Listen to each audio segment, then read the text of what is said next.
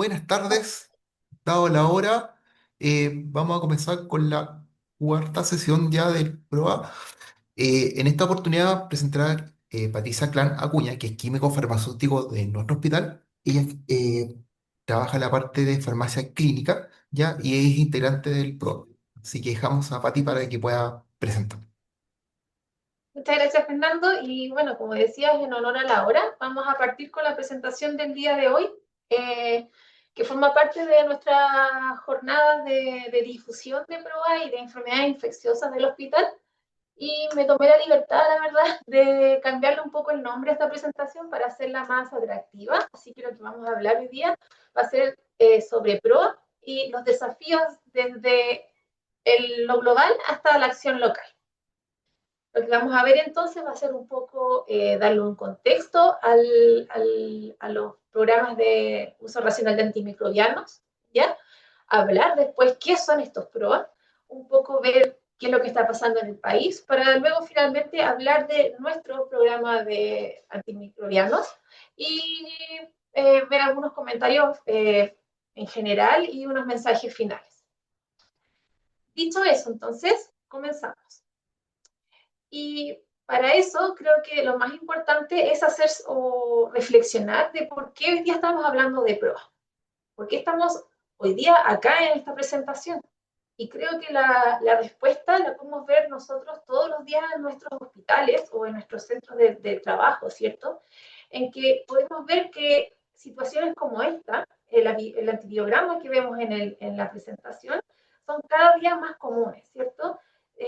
Más comunes de ver microorganismos que son básicamente resistentes a todos y que nos van quedando pocas opciones terapéuticas disponibles para poder actuar y tratar la infección. ¿Y pero quiénes están detrás de este antibiograma? ¿Quiénes son los culpables de que veamos estos antibiogramas cada vez más complejos? Y bueno, la respuesta es una, ¿cierto? Son los microorganismos como bacterias, virus y hongos que han creado, bueno, o de manera natural, la verdad, adquieren o desarrollan mecanismos de resistencia como parte de su evolución, ¿ya? Pero que sin embargo, lo que ha cambiado desde el pasado hasta hoy es que en las últimas décadas la presión selectiva que hemos generado a través del uso y muchas veces del mal uso de los antimicrobianos ha acelerado esta presión, ¿ya? Por lo tanto, cada vez ocupamos mal un antimicrobiano, eliminamos las bacterias sensibles y estamos dejando espacio para que sobrevivan bacterias que son resistentes, o lo que vemos hoy día, que son multiresistentes. Por lo tanto, la resistencia, podríamos decirlo de una forma, no es culpa de las bacterias en sí, ¿cierto? Ellos están viviendo de manera natural, sino que la consecuencia de cómo usamos los antimicrobianos es, en parte, responsable de lo que estamos viendo hoy. ¿Qué sabemos del uso de antimicrobianos? Bueno, estos son medicamentos de los más utilizados a todo nivel, ¿ya? Tanto en hospitales como en la comunidad. Y se ha observado también que su uso se asocia mucho más a infecciones respiratorias, ¿ya? Es preocupante también ver que la atención ambulatoria, perdón, se lleva aproximadamente el 80% del uso total de antimicrobianos. Pero lo que más preocupa es ver que aproximadamente del 100% que se ocupa afuera, el 30% más o menos el uso es innecesario y alrededor del 25% inapropiado. Y cuando digo inapropiado me refiero a dosis inapropiadas, vía de administración, duración, etcétera. ¿Ya? Y bueno, a nivel de hospitales, se sabe también que aproximadamente uno de cada tres pacientes utiliza un antimicrobiano. Y de esos medicamentos que se utilizan, alrededor del 25 al 30% están siendo utilizados nuevamente de manera inapropiada o simplemente son innecesarios. Y lo que es más duro de ver que en países de bajos y medianos ingresos esta situación es más crítica, ya que se ve aumentado por factores como la automedicación, la falta de acceso a salud, entre otras cosas. Por lo tanto, con este mal uso que estamos dando a los antimicrobianos, perdón, estamos acelerando la presión selectiva y por eso es que hoy día podemos ver de manera más frecuente, como decía recién, bacterias multiresistentes a todo nivel, ¿cierto? Por ejemplo, el mapa nos muestra eh, la incidencia de Staphylococcus aureus meticilino resistente. Preocupante ver que nosotros estamos alrededor de un 70, un 60, un 70%, ¿cierto? Es más dramático si vemos el Acinetobacter, ¿cierto? Resistentes a carbapenemasa, o sea, perdón, a carbapenémico, y bueno, el de abajo que habla sobre Klebsiella pneumoniae, resistentes a cefalosporinas de tercera generación, que yo creo que nosotros como hospital aportamos bastante a este dato. Pero bueno, ¿en qué se traduce esto concretamente en el día a día? Bueno, primeramente en mayor mortalidad, ¿ya? Este mapa muestra cómo era la situación de mortalidad atribuible a resistencia antimicrobiana en los años 90, que si bien es bastante alto, pero esto considerando que no existían los tratamientos modernos que existen hoy día, situación que cambió bastante para el año 2021, pero que sin embargo, si no actuamos y no existen medidas activas para combatir la resistencia antimicrobiana, se proyecta que la tasa de mortalidad atribuible a la resistencia antimicrobiana para el 2050 va a aumentar de manera dramática. Eh, Incluso miren ahí a nuestros vecinos en rojito. Pero no es solo mortalidad lo que se habla, y si ponemos o traducimos esta información en costos, que muchas veces lo que más ven los administradores, ¿cierto? Es que, o sea, esta situación no cambia mucho, ¿ya?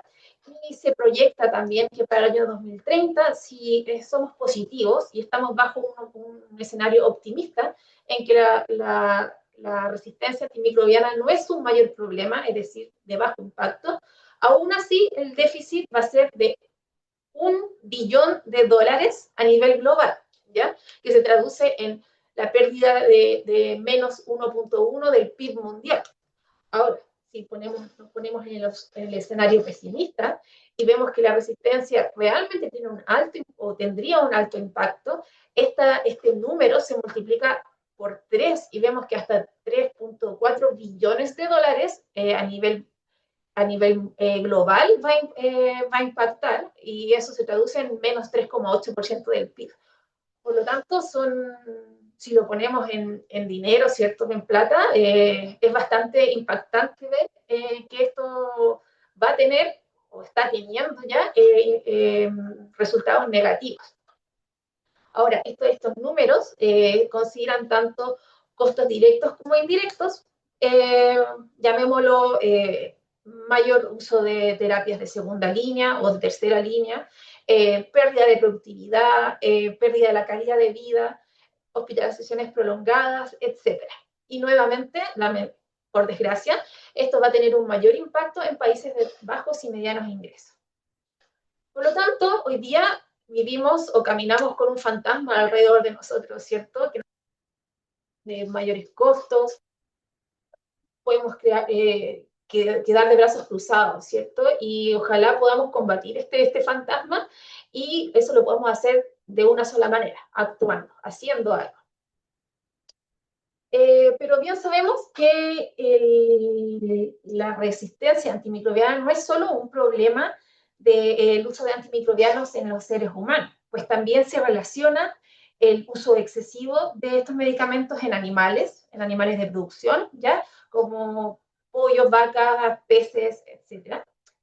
También se relaciona con la contaminación ambiental por residuos de medicamentos que llegan a las aguas residuales y los desechos industriales también.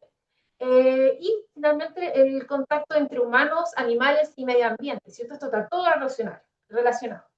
Y de esta manera es lo que intenta divulgar o difundir la Organización Mundial de la Salud a través del enfoque Una Salud o One Health, ¿cierto? Que es un enfoque integral que reconoce que la salud humana, la salud animal y la salud del medio ambiente están todas interconectadas, y que para frenar la amenaza de la resistencia antimicrobiana hay que actuar a todo nivel. ¿Qué podemos hacer para actuar a nivel de humanos, por decirlo así?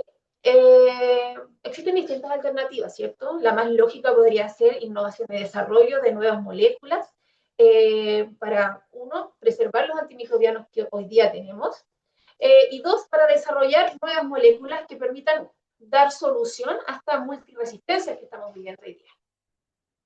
La segunda opción se relaciona con la prevención, ¿cierto? Prevenir que ocurran las infecciones. Porque para ello es fundamental fomentar la vigilancia, la comunicación entre el profesional de la salud y la comunidad también, y propiciar la vacunación. Y finalmente, como estrategia número 3, existe o surge, ¿cierto?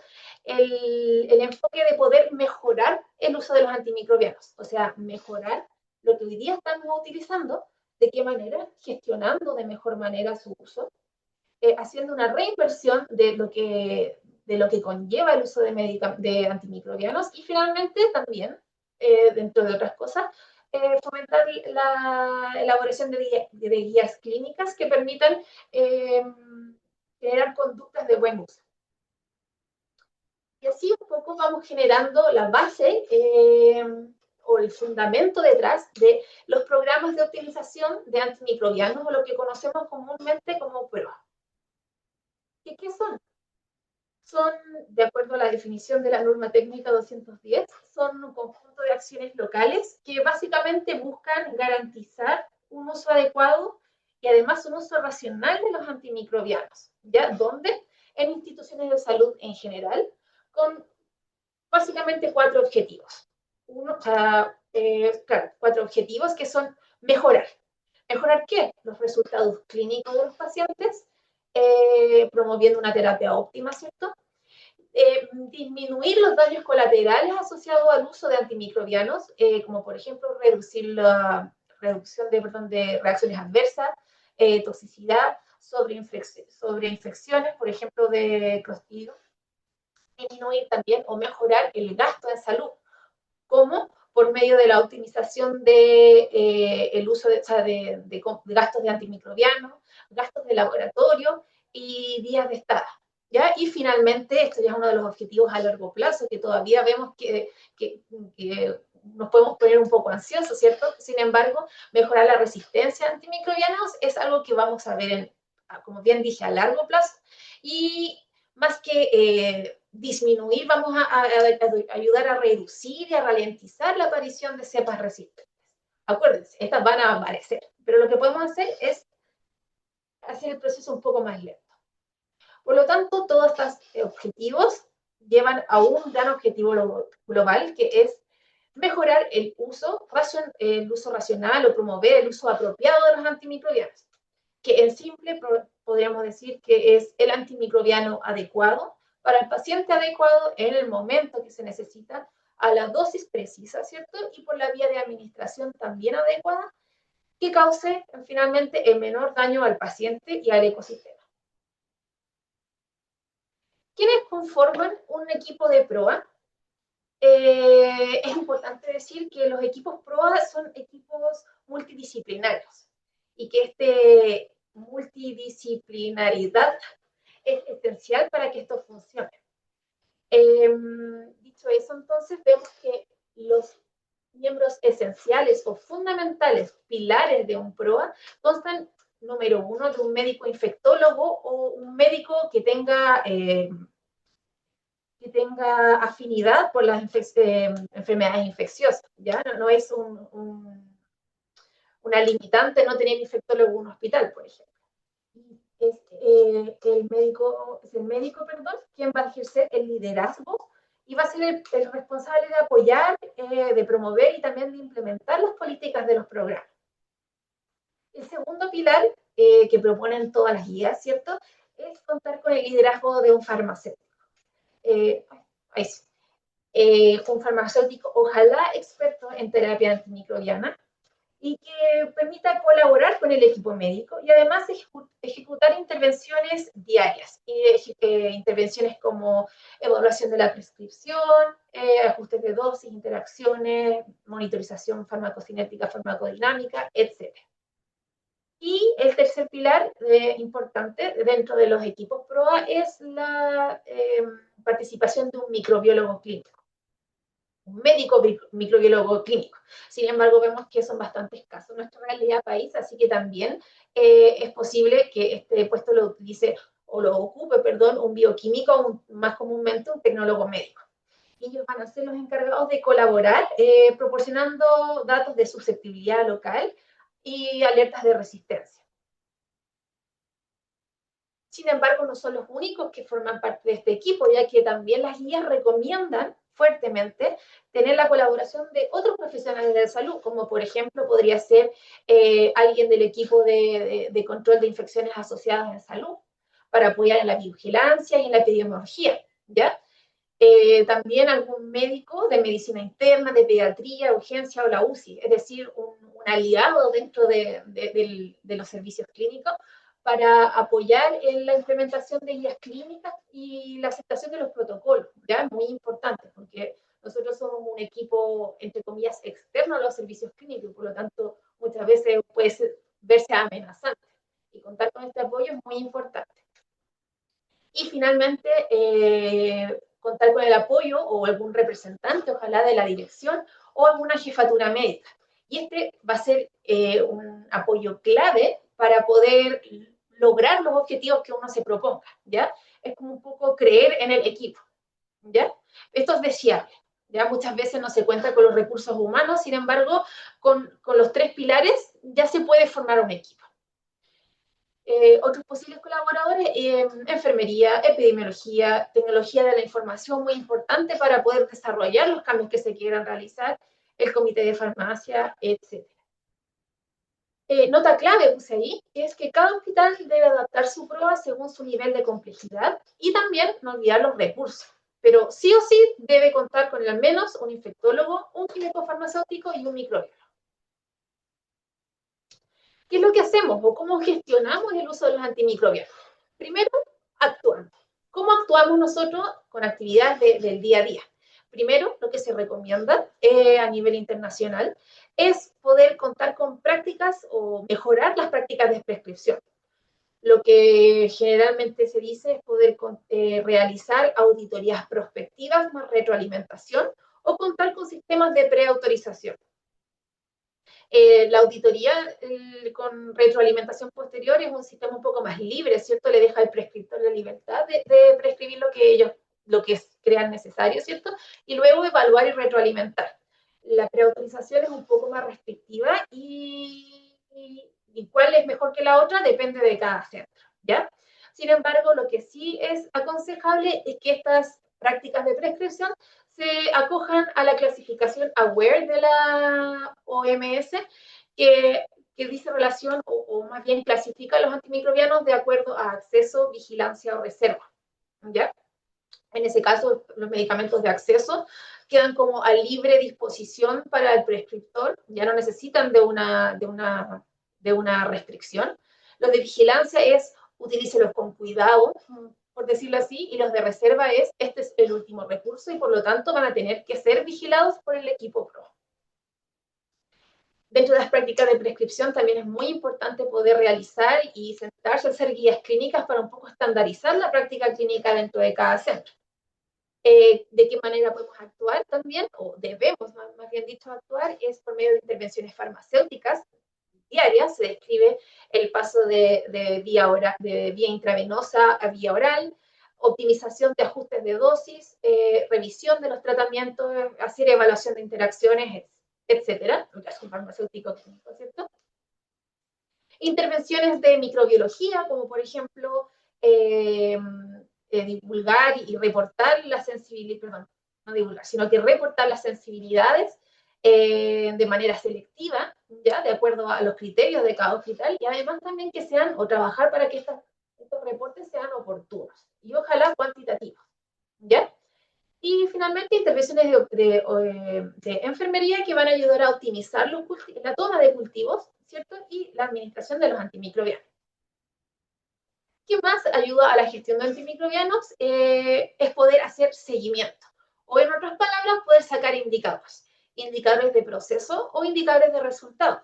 ¿Y cuáles van a ser estos? Principalmente los que más se utilizan y dan más información también, son indicadores de consumo de antimicrobianos, ya sea expresado en dosis diaria definida, DDD, o días de terapia, DOT. Esto normalizado a cada 100 o cada 1000 pacientes día.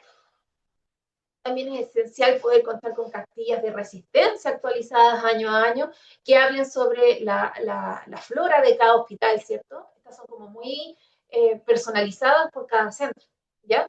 Otras que se describen también es poder calcular las tasas de clostridio o de rehospitalización y también poder hacer un poco, calcular el impacto financiero que hayan tenido las intervenciones.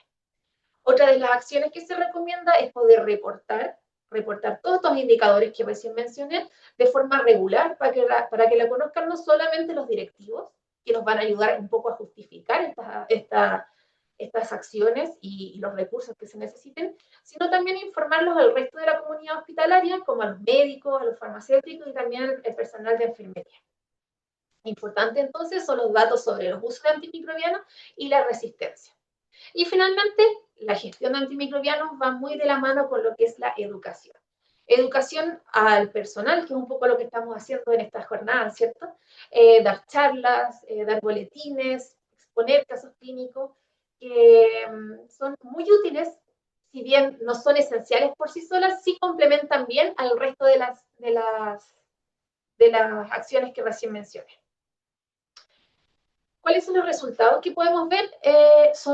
Bueno, la evidencia es muchísima, ¿ya? Así que de manera reducida podemos ver que se reduce, resumida, perdón, podemos ver que se reduce el uso de antimicrobianos, ¿ya? Eso es a nivel macro, o sea, a nivel hospitalario, ¿cierto? En todos los centros lo que se ve va a ser reducción del uso de antimicrobianos, una mayor adecuación o un mejor uso de la terapia antimicrobiana, que son medicamentos más apropiados, y también se observa más el descalamiento del uso de antimicrobianos a espectros más reducidos.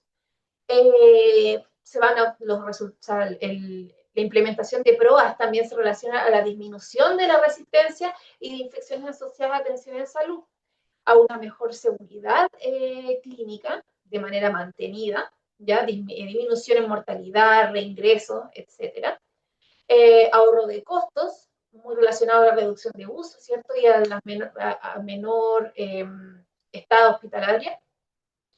Y por último, mejores o reducción de la duración de tratamiento del día hospitalario. Eh, bueno, como ven, son resultados súper ambiciosos, ¿cierto? Sin embargo, y bien resumidos, sin embargo, quiero que vean que la evidencia hoy en día ha crecido de manera muy, muy grande, muy acelerada, y cada día contamos con más resultados que hablan sobre el impacto, hablan sobre los resultados y un poco sustentan la actividad que nosotros hacemos de manera diaria. Ahora, ¿qué es lo que pasa en Chile? ¿O qué es lo que vemos? ¿O cómo ha evolucionado el tema de los PROA en nuestro país? Para eso nos tenemos que ir un poco hacia atrás y es necesario recordar lo que pasó en el año 2000. Bueno, yo no lo recuerdo mucho, pero me ayudó la bibliografía. Y es que Chile se incorpora a la red latinoamericana de vigilancia de resistencia a los antimicrobianos coordenadas por la OPS. ¿Y qué pasa acá? Es un momento clave ya que se inicia la vigilancia de resistencia antimicrobiana de infecciones invasoras. Es decir, por fin nos estamos dando cuenta, o nos dimos cuenta para ese entonces de que había que hacerlo. Había un riesgo y por lo tanto había que vigilar.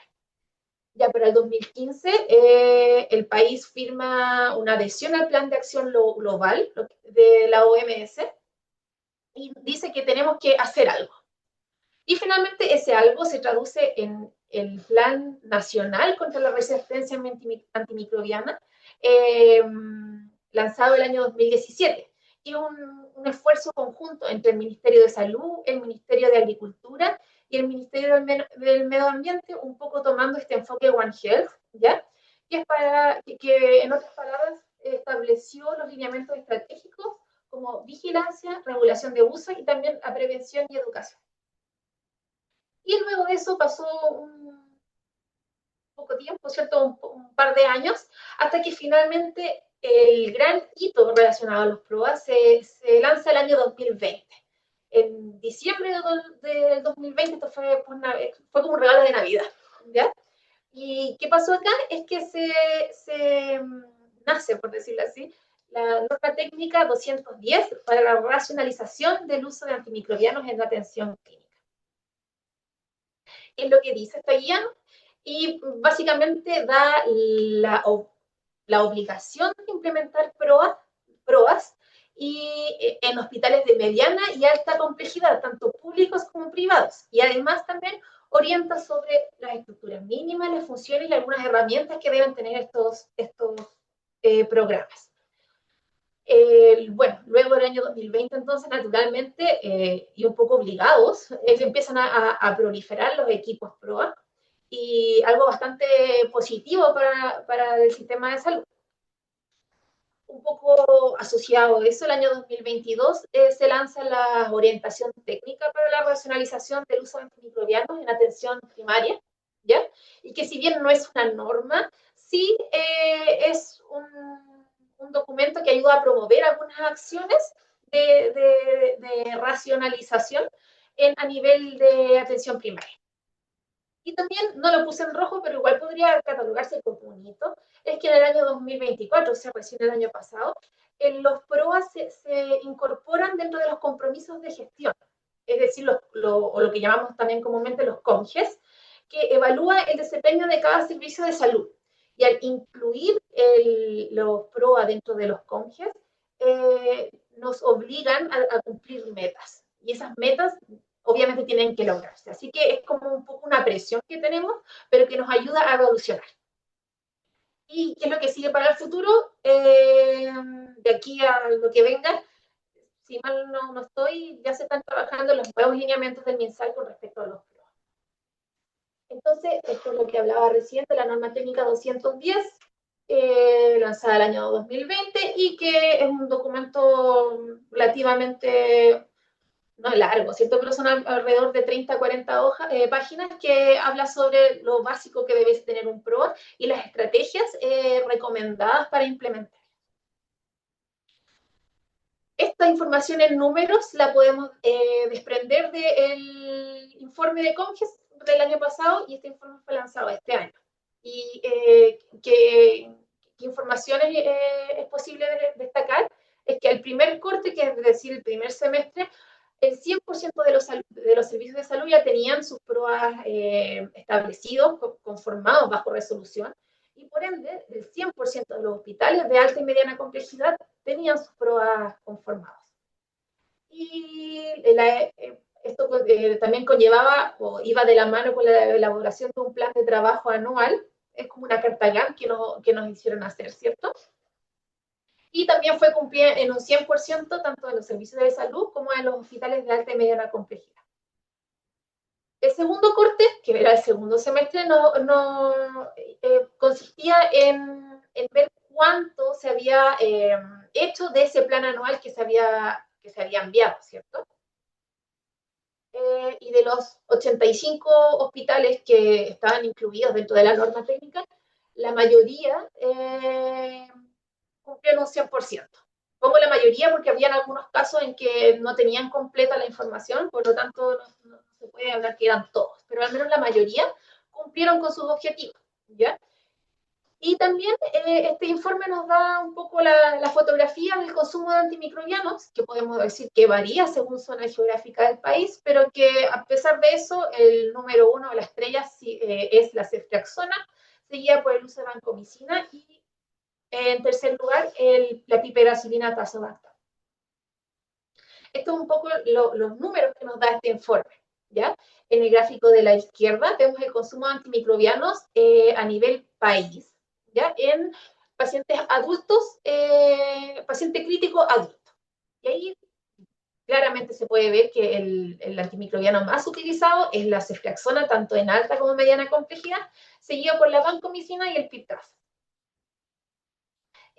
Y quise ponerle estos gráficos ya que representa a la zona geográfica donde estamos nosotros, el Hospital Van Buren, que es la macro zona centro, que las tendencias tendencias de uso son distintas a las tendencias nacionales, ¿ya?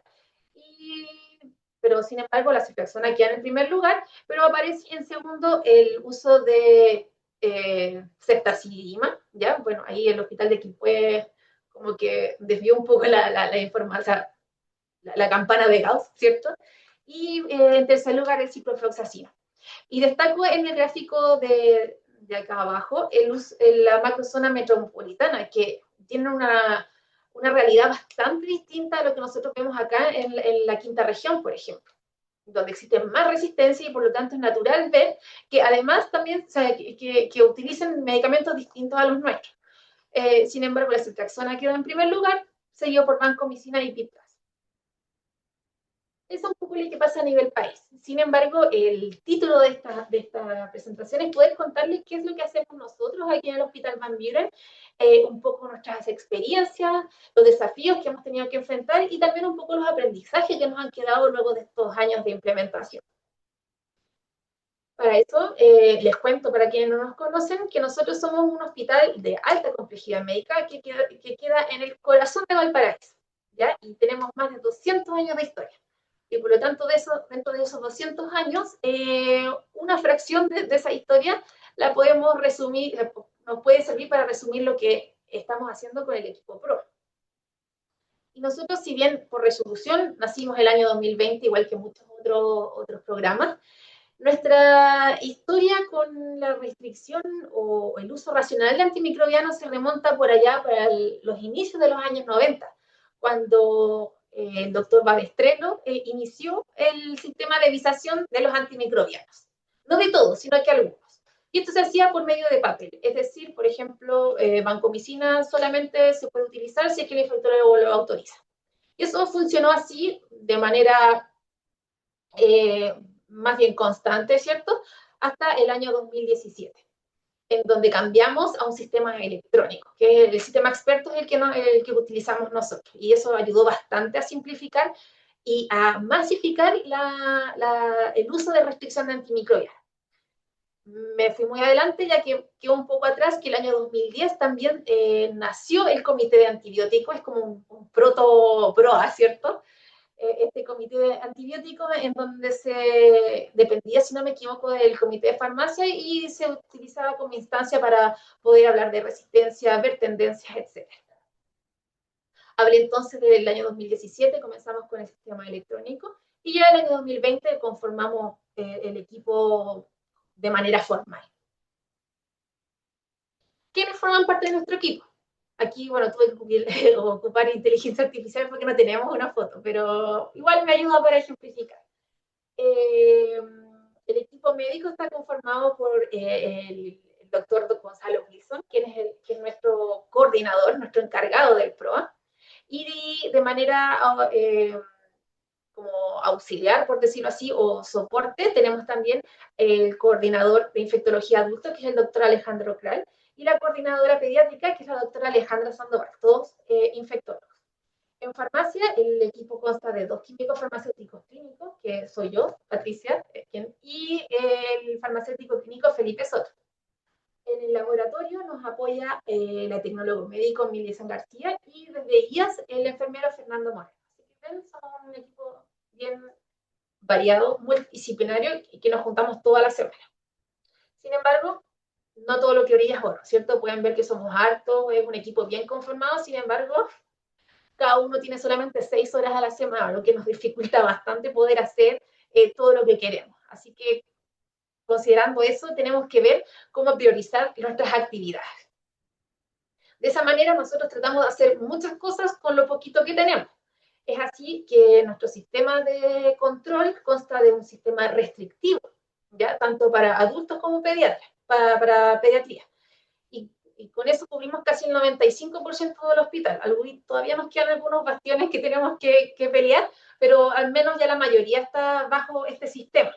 Y a diferencia de lo que recomiendan las guías internacionales, nosotros no consideramos el sistema WARE y tenemos, la verdad, gran parte de nuestro arsenal antimicrobiano restringido. Ya lo vamos a ver. Como medidas de control también estamos trabajando activamente en la confección de guías clínicas Ya tenemos muchas autorizadas y pasadas por calidad, como el de neumonía aquí en la comunidad, adulto pediátrico, endocarditis, ITU, meningitis, etcétera. Son varias, pero debo reconocer que también tenemos algunas pendientes. Contamos con protocolos de administración de antimicrobianos en pacientes adultos y algunos pacientes pediátricos. Y podemos también, contamos con la optimización de la terapia antimicrobiana con la participación de químicos farmacéuticos. En cuanto a vigilancia, hacemos un análisis anual del consumo de antimicrobianos, tanto en DDD como DOT. Importante decir, nosotros además de ser un hospital de alta complejidad, somos, tenemos pacientes adultos y pacientes pediátricos. Por lo tanto, la implementación de la DDD y DOT es muy importante. En cuanto a vigilancia también, entonces, pues, lanzamos de manera anual las cartillas de resistencia, perdón, en distintos servicios clínicos. En capacitación, tratamos de hacer harta capacitación, bueno, un poco lo que estamos haciendo acá también, ¿cierto? A través de personal médico, tanto del hospital como del servicio de salud. Tenemos nuestra plataforma Moodle y también nuestro canal de YouTube, donde van a quedar grabadas todas estas presentaciones y las pueden consultar de manera retrospectiva, ¿cierto?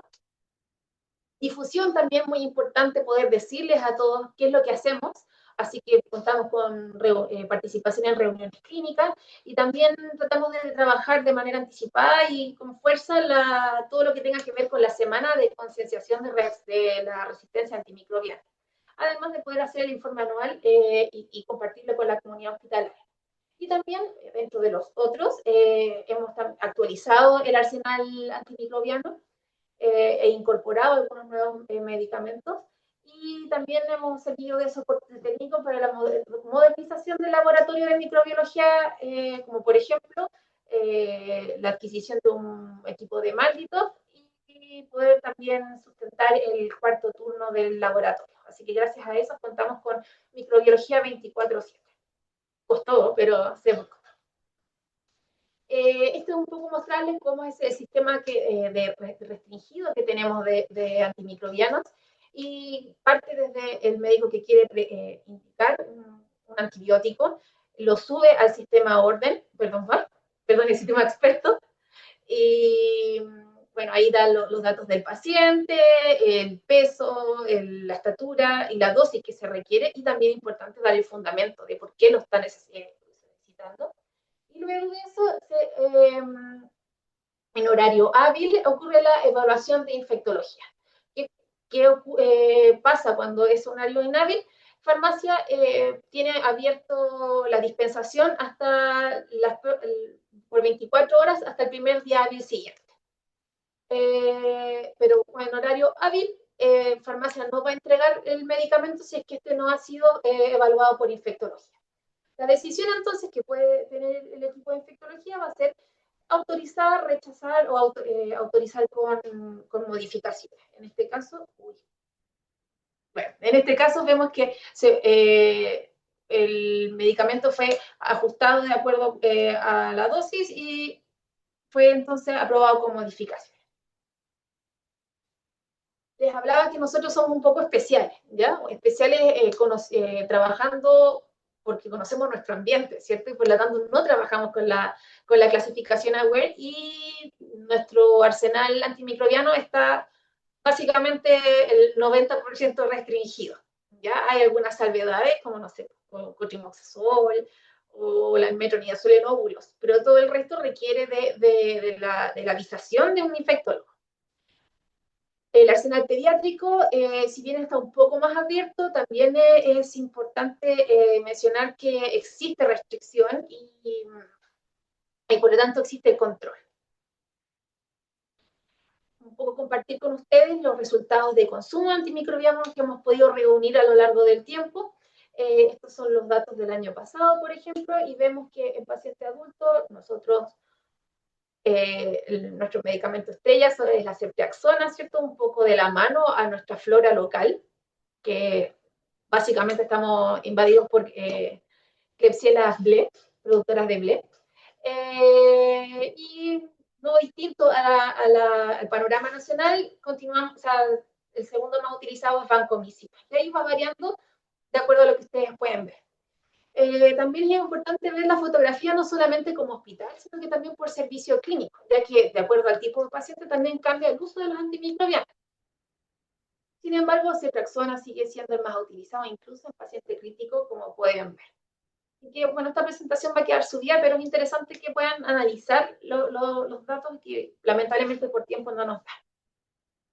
Eso, y gracias a que nosotros hacemos monitorización, ya desde hace un tiempo, podemos ver las variaciones en tendencias. Por ejemplo, nuestro consumo del año 21 al 23 fue bastante parejo, sin embargo, el año pasado se nos disparó un poco. Y ahí es como nosotros como grupo nos sentamos a analizar el por qué ocurrió esto, qué podemos hacer mejor. Así que esto también nos ayuda a nosotros como puntos de mejora.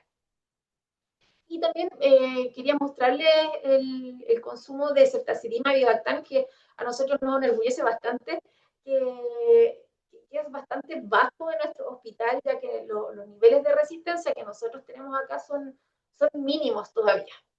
Como les digo, es algo que nos sentimos bien orgullosos, pero que lamentablemente ha ido variando y ya estamos viendo de manera más común el uso de medicamentos de última línea como el ceftarabia.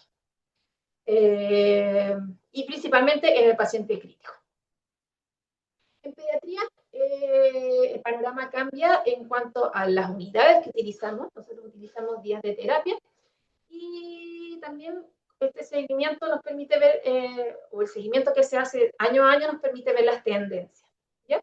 Y que podemos ver acá, el uso de ceftriaxona disminuye bastante en pos de cefotaxima y así sucesivamente. Se los dejo para que puedan ustedes ver y lo interesante es poder ver las diferencias de patrones de uso en paciente adulto y paciente pediátrico.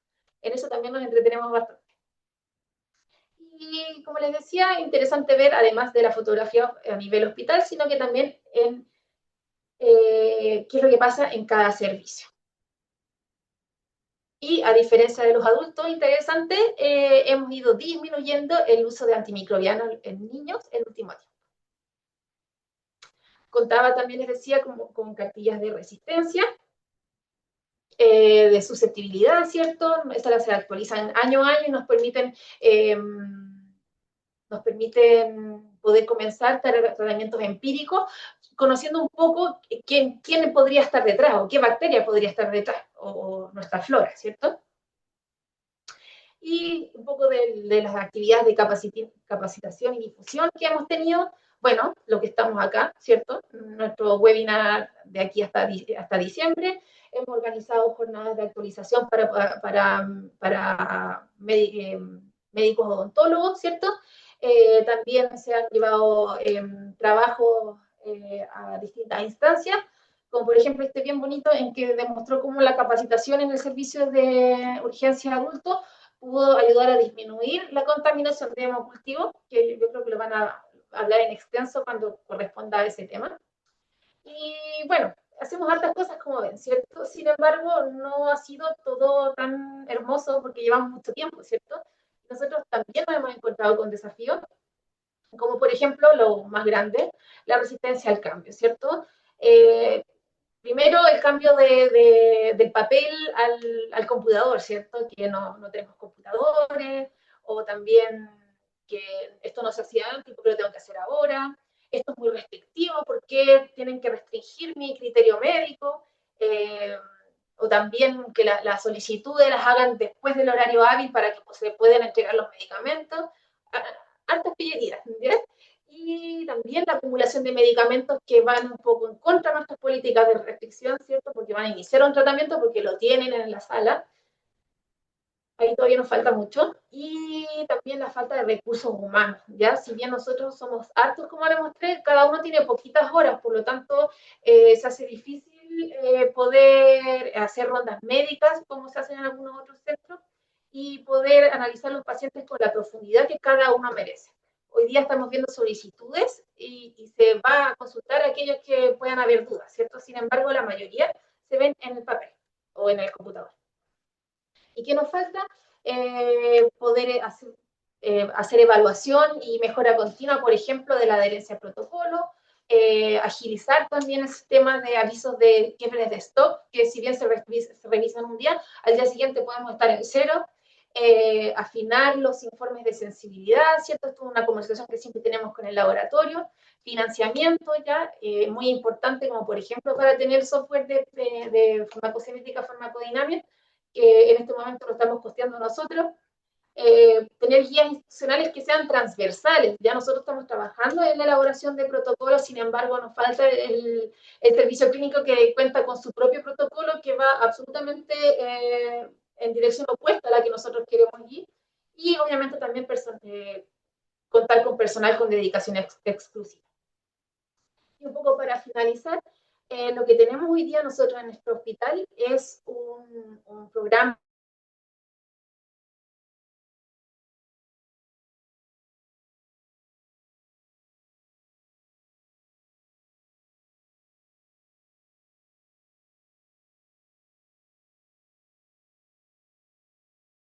etcétera, ¿cierto? Cumple con pero además cumple con los requisitos mínimos que nos dicta la norma técnica, pero considerando también nuestras propias limitaciones y restricciones que se asocian un poco a los desafíos que tenemos por delante. Entonces, para finalizar, ¿cuál es la mejor estrategia para cada uno de ustedes? La respuesta no es una. Y lamentablemente la respuesta es depende. Depende, como les decía, a su realidad, a sus limitaciones, a sus recursos, etcétera. ¿Por dónde empezar? Por ejemplo, si no tengo los recursos humanos suficientes. No es necesario abarcar todo. Se puede empezar por un servicio clínico donde ocurra más, la ocurrencia de errores sea mayor o haya una utilización deficiente de antimicrobianos. Por lo tanto, o incluso la elaboración de guías clínicas ya es un buen puntapié para poder utilizar los antimicrobianos de manera más adecuada. Entonces, ¿cómo lo hago? Depende de cada uno, depende del número de personas que estén en su equipo, de cuántas horas tengan, de los errores más comunes y, bueno, eso, depende de cada uno. Entonces, como mensaje final, quería redondear y decirles que la implementación de los PROAS es necesaria para mejorar el uso de antimicrobianos a nivel de establecimiento de salud, pero como también a un nivel macro, ¿cierto? Decirles que Chile va por un buen camino, ¿cierto? Con la normativa a nuestro favor. Nuestro PROA está diseñado e implementado para cumplir las necesidades de nuestro centro, tomando en cuenta tanto nuestra cultura como nuestras limitaciones. Estos programas han demostrado tener resultados positivos, fomentan un trabajo en equipo y, bueno, el mejor PRO entonces es el que se ajuste mejor a los requerimientos de cada centro. Muchas gracias. Y me pasé por mucho, así que gracias por la paciencia. Muchas gracias, Patti, por tu Ah, y ahí estamos todos nosotros. muchas No gracias sé si por fue. tu presentación, Patti. ¿Alguna pregunta de las personas presentes?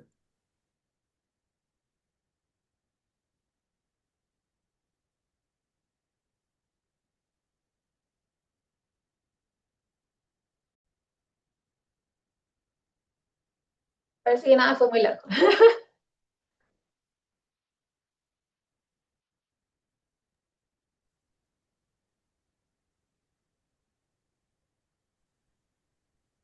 ¿O alguna experiencia, algún grupo de prueba que quiera consultar algo?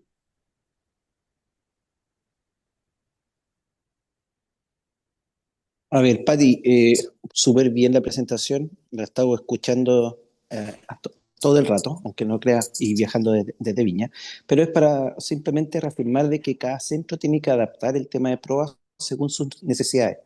Pueden ser equipos que están recién comenzando con el prueba, por lo tanto el desafío es, por decirlo así, vender el concepto de prueba y para eso uno puede utilizar estrategias económicas, que uno baja consumo, ver el tema de resistencia. Ya equipos que llevan 2, 3 años, viene el desafío de la resistencia, el control del consumo y por otro lado la aparición de otras infecciones, por ejemplo diarrea por clostridoides.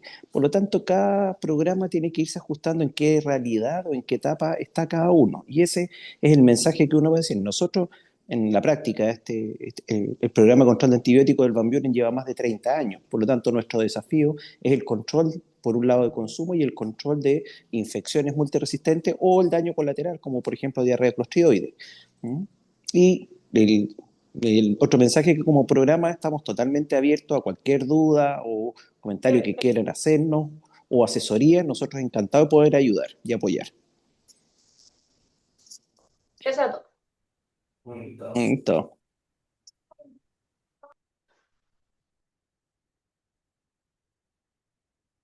Creo que estamos, Fernando, ¿cierto? Bueno, para los que están, los dejo invitados para las próximas sesiones que seguimos con ITU paciente pediátrico. Así que muchas gracias a todos por su atención y hasta la próxima. chao, adiós.